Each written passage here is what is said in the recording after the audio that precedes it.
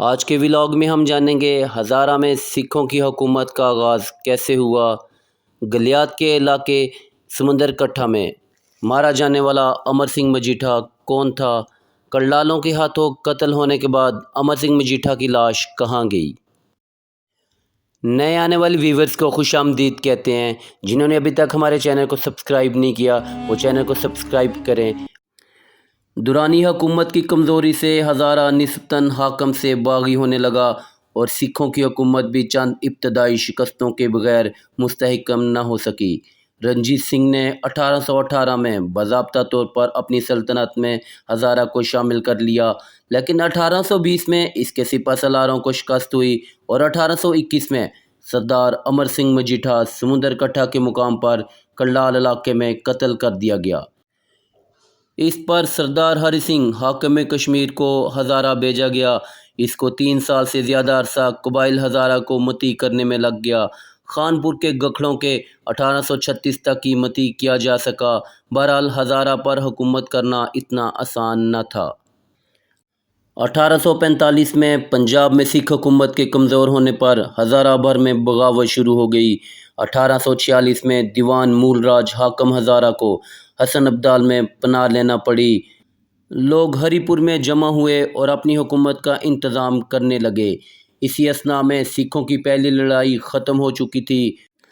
مارچ 1845 میں سکھ دربار اور حکومت برطانیہ کے معاہدے کی روح سے ہزارہ راجہ غلاب سنگھ راجہ جموں کے ماتحت آ گیا، لیکن ہزارہ کو ناقابل تسخیر سمجھ کر اوائل میں 1847 میں غلاب سنگھ نے ہزارہ کو دوبارہ سکھ دربار کے حوالے کر کے اس کے عوض میں جموں کے نزدیک کا علاقہ لے لیا، اور 1849 میں سکھوں کی دوسری لڑائی کے نتیجے کے طور پر ہزارہ برطانوی قبضے میں آ کر پنجاب سے ملحق کر دیا گیا۔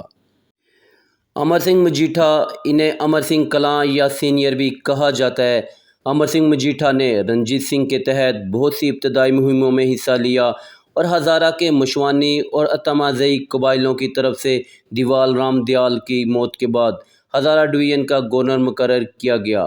وہ ایک ہوشیار شخص کے طور پر جانا جاتا تھا۔ امر سنگھ ایک خوش مزاج سردار تھا جو پنجاب کے میدانی علاقوں میں پیدا ہوا۔ پہاڑی جنگ کے بارے میں بہت کم جانتا تھا۔ وہ خطرے کو نہیں پڑھ سکا اور ایک ناقابل تسخیر سرحد کھول دی۔ اس علاقے پر یلغار کرنا چاہی جو مشکل بھی تھا اور ناقابل تسخیر بھی۔ اس کی ابتدائی مہمات کامیاب رہی، لیکن جلد ہی ایک وہم میں بدل گیا اور وہ گلیات کی وادیوں میں پھنس گیا۔ پہاڑی قبائل کے ساتھ جھڑپوں نے اسے گلیات کے تنگ میدانوں میں الجھا دیا۔ یہاں کے کڑلال قبیلے نے امر سنگھ کو مشکل میں ڈال دیا۔ امر سنگھ نے ہواؤں کا پیچھا کرنے کی ناکام کوشش کی، جس میں اسے آدمیوں اور سامان سے ہاتھ دھونا پڑے۔ وہ پرعزم سائے کے ساتھ نہ ختم ہونے والی لڑائی سے تھک گیا۔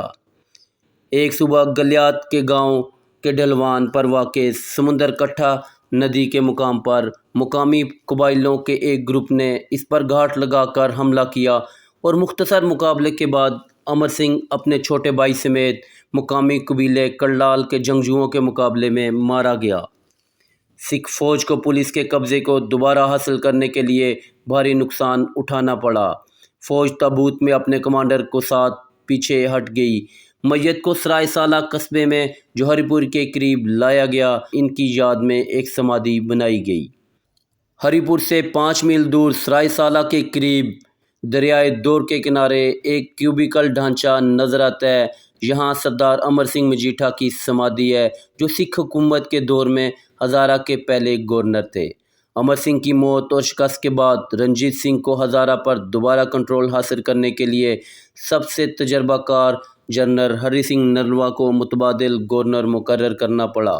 امر سنگھ کی سمادھی پر تقسیم سے پہلے سکھ عقیدت مند اکٹھے ہو کر آتے تھے، لیکن پھر سکھ ہجرت کر گئے اور ان کی تاریخ ان کے نقش قدم پر چلی گئی۔